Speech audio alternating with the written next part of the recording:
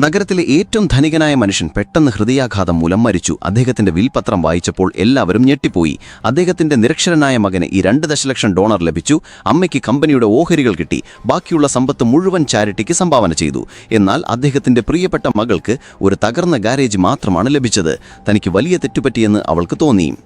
അതേസമയം അഭിഭാഷകൻ പോകാൻ ഒരുങ്ങുമ്പോൾ അദ്ദേഹം അവൾക്കൊരു കവർ നൽകി. നിങ്ങളുടെ എല്ലാ ചോദ്യങ്ങൾക്കും ഇതിൽ ഉത്തരമുണ്ട് എന്ന് പറഞ്ഞു. കവറിനുള്ളിൽ ഒരു താക്കോലും ഒരു പെൻഡ്രൈവും ഉണ്ടായിരുന്നു. പെൻഡ്രൈവ് പ്രവർത്തിപ്പിച്ചപ്പോൾ അവളുടെ പിതാവിന്റെ റെക്കോർഡ് ചെയ്ത വീഡിയോ പ്രത്യക്ഷപ്പെട്ടു. വീഡിയോയിൽ അദ്ദേഹം ഒരു രഹസ്യ ബേസ്മെന്റിനെ കുറിച്ച് പരാമർശിക്കുകയും അതിനെക്കുറിച്ച് ആരോടും പറയരുതെന്ന് മുന്നറിയിപ്പ് നൽകുകയും ചെയ്തു.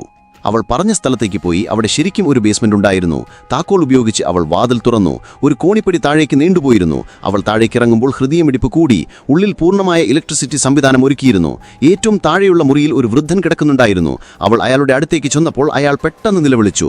ഞെട്ടിപ്പോയ പെൺകുട്ടി തിരിച്ചു മുകളിലേക്ക് ഓടി. അവൾ വീട്ടിലെത്തി പോലീസിനെ അറിയിക്കാൻ ഒരുങ്ങിയെങ്കിലും സ്വയം നിന്നു.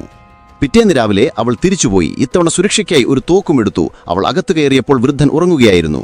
അയാളെ തിരിച്ചറിയാൻ അവൾ പതിയെ അയാളുടെ വിരലടയാളം എടുത്തു.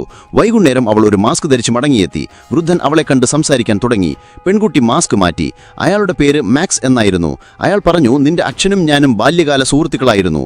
ഒരു രാത്രി മദ്യലഹരിയിൽ ഞങ്ങൾ കാർ കൊണ്ട് ഒരാളെ ഇടിച്ചു. ആ മനുഷ്യൻ മരിച്ചുപോയി. ഞങ്ങൾ മൃതദേഹം കാട്ടിൽ കുഴിച്ചിട്ടു. ഞാൻ സത്യം പറയുമോ എന്ന് ഭയന്ന് നിന്റെ അച്ഛൻ എന്നെ ബോധം കെടുത്തി ഈ ബേസ്മെന്റിൽ പൂട്ടിയിട്ടു. പെൺകുട്ടിക്ക് അത് വിശ്വസിക്കാൻ കഴിഞ്ഞില്ല. അപ്പോൾ മാക്സ് പറഞ്ഞു, നിന്റെ അച്ഛനും എല്ലാ ആഴ്ചയും ഒരു സ്ത്രീയെ കാണാറുണ്ടായിരുന്നു. അദ്ദേഹം ശരിക്കും സ്നേഹിച്ചിരുന്ന ഒരാളെ. അയാൾ നൽകിയ വിലാസത്തിൽ പെൺകുട്ടി സന്ദർശിച്ചപ്പോൾ അവൾക്ക് ഒരു സുന്ദരിയായ സ്ത്രീയെ കണ്ടെത്താൻ കഴിഞ്ഞു. ആ സ്ത്രീ അവളുടെ പിതാവിന്റെ കുട്ടിക്കാലത്തെ ചിത്രങ്ങൾ കാണിച്ചു. എല്ലാം ഇപ്പോൾ വ്യക്തമായിരുന്നു. പെൺകുട്ടി ബേസ്മെന്റിലേക്ക് തിരിച്ചുപോയി 30 വർഷത്തിന് ശേഷം മാക്സിനെ ചങ്ങലകളിൽ നിന്ന് മോചിപ്പിച്ചു.